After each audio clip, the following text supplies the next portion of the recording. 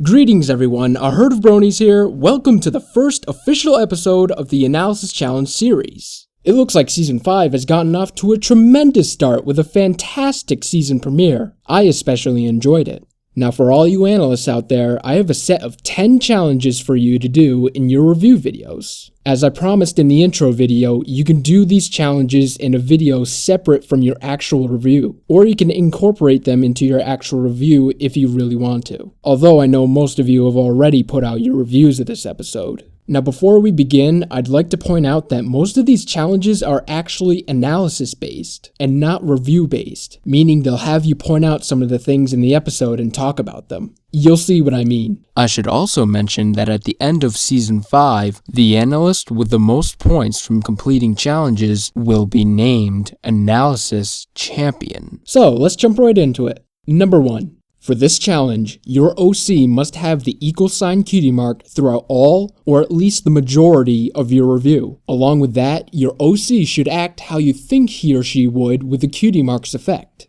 No, you do not have to hinder your own analysis ability because, well, that's what we want to see. Number 2. We got to see the table send the main 6 on their first quest, and it looks like this isn't the only time it's going to happen. This is essentially the theme for the whole season. Now, in the last season, we had the theme of the main 6 writing in their diaries, and it was present pretty much throughout the whole season. Do you think this theme of the main 6 going on quests will be just as present in this season? Will it be even more present, or not as much? Will this be an even better theme? Let us know. Number 3.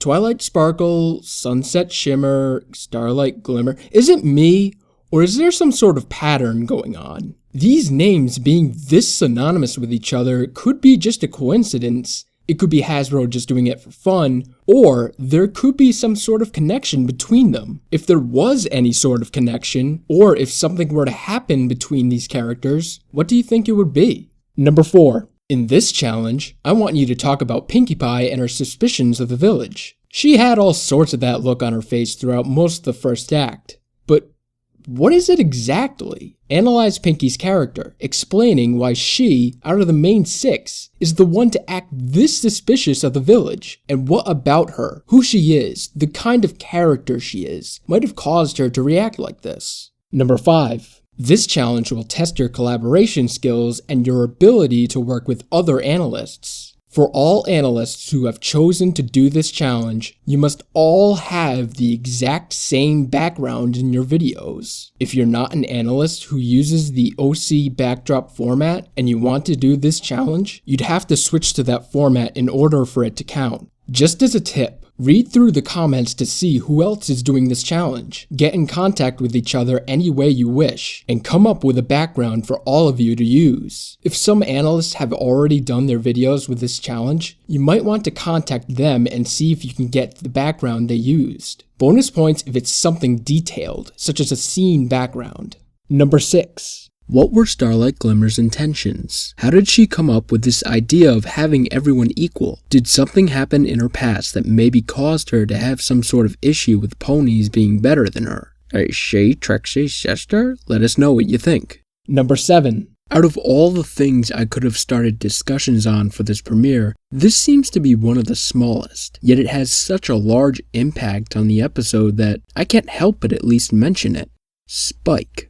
Do you think the excuse the writers used to keep Spike out of the episode was reasonable given the story that the episode is trying to tell? If you think it wasn't, come up with a different excuse and explain why it would have been better than the one they used. If you think it was reasonable, make an argument explaining why the excuse they did use was better than anything else they could have come up with. Number 8.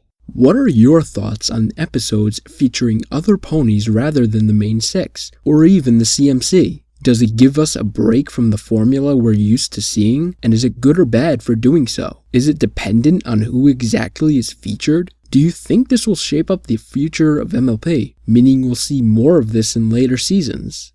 Number 9.